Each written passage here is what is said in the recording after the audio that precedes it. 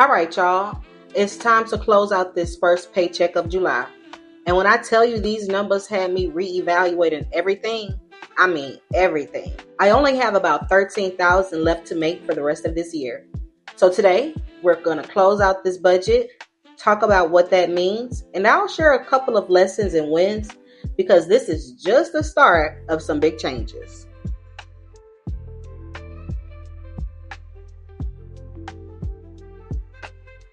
Hey y'all, I'm Chanel.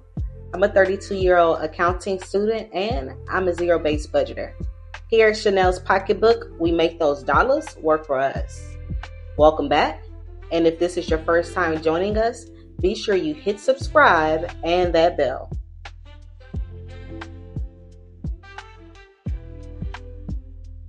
So off camera, I've already filled out Paycheck 1. If you saw me budget for Paycheck 1, I've already included the income from my job as well as the expected expenses.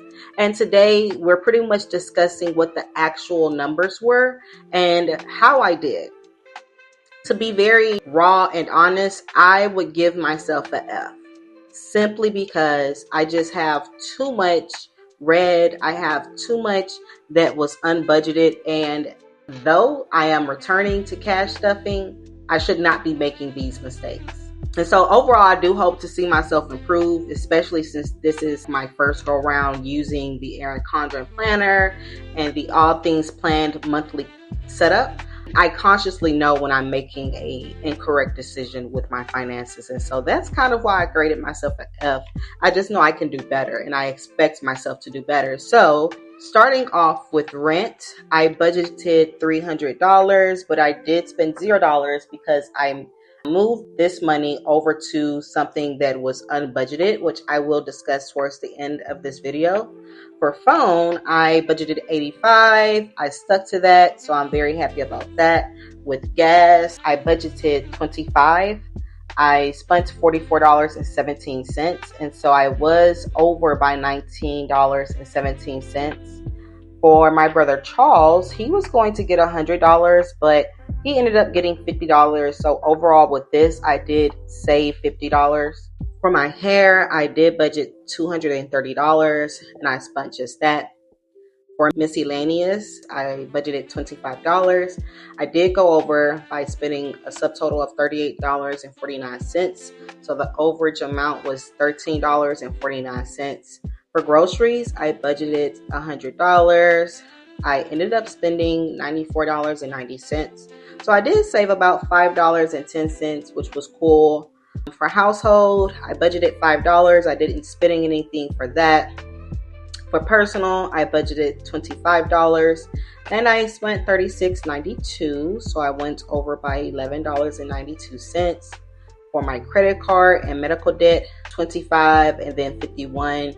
Nothing went to either of those due to an account discrepancy and a delay in the funds being withdrawn from my account. So moving forward for my credit card, I'm going to see if I could just make a debit payment instead of doing the ACH or EFT payment. It just takes too long. I want my payment to process instantly to mitigate any future discrepancies happening moving forward. So the unbudgeted amount was set to $0 because of course one never expects to spend for something that wasn't budgeted.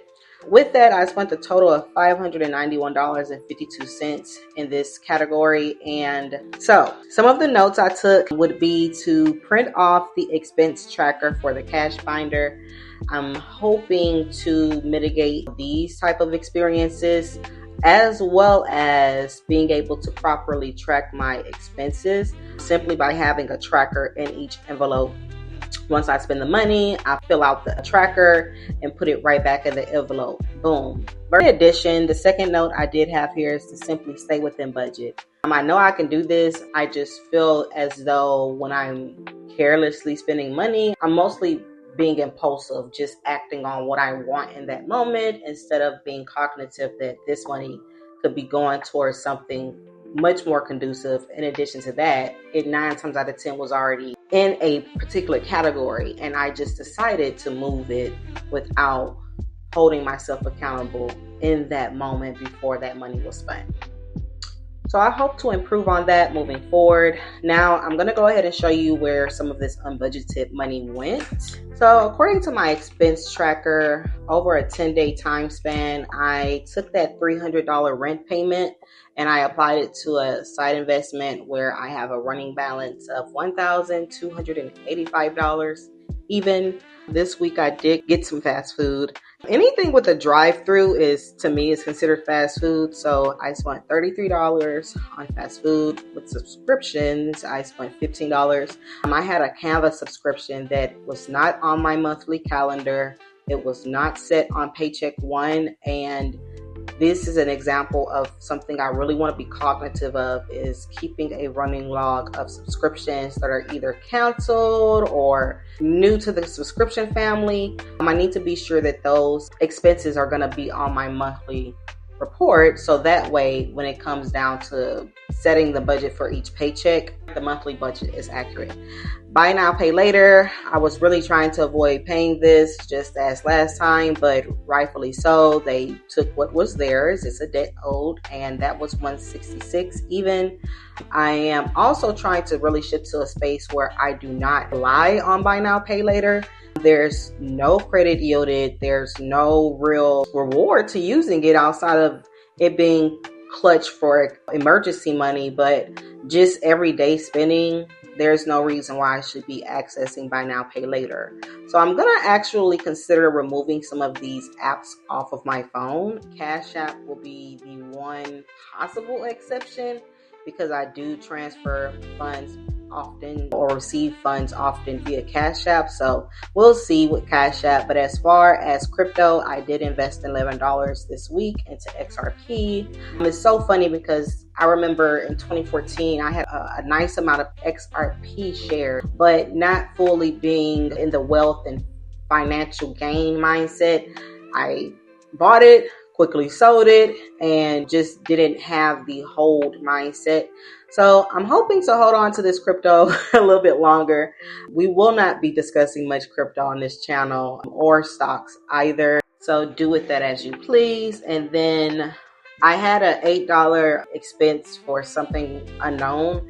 My dollars just didn't balance out and I didn't have a receipt for it. So I just marked it as unknown. And then I also spent $55 in the liquor store, which between alcohol and the corner store, I really want to hone in on reducing expenses, reducing consumption, just so that way I can take care of my health and put my finances first. So this dollar value is way less than previous months, so I can admit there's a little bit of progress, but just being me, that Pisces girl who wants more for herself, I'm gonna be a little hard on myself, and it's cool to see it's 55, but I could do better.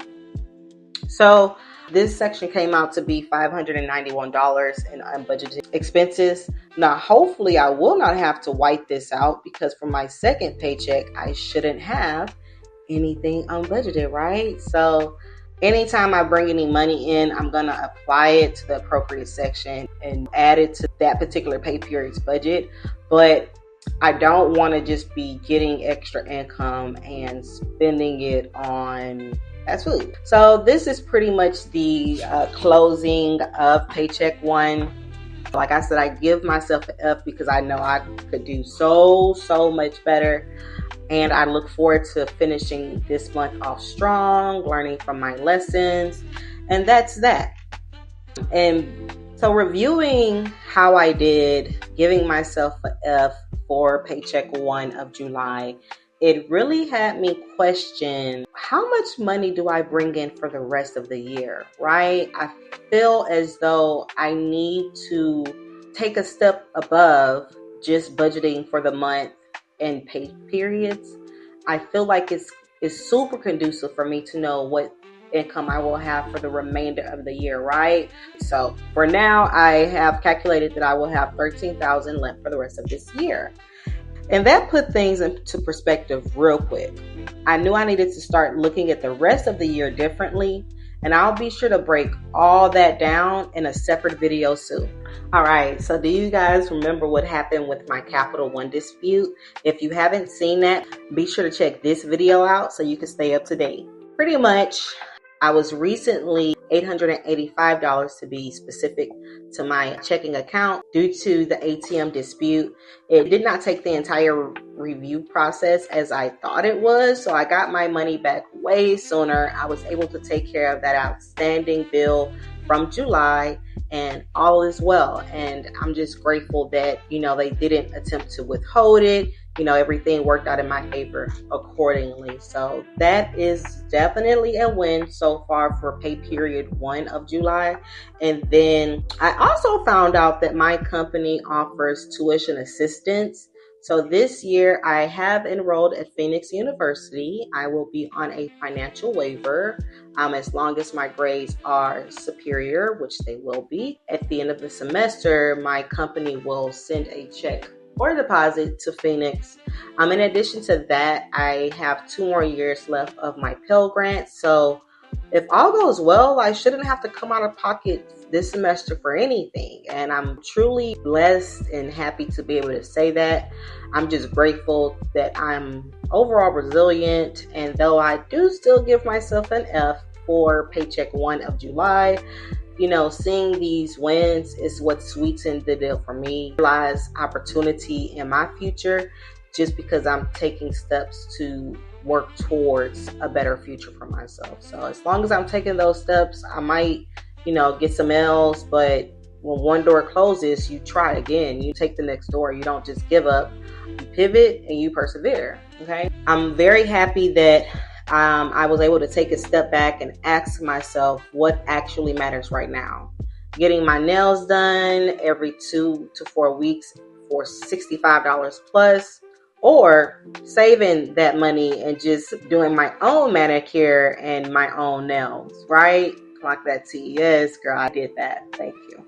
I'm not taking any clients. No, ma'am. So that's what's next for me. Just figuring out how to stretch this 13,000 smart and still move towards my goals. So I'll be breaking all that down in upcoming videos. So that's why it's important for you to like this video, comment, and subscribe. So that way you stay up to date with all of the luxe gems that I have to offer. Bye.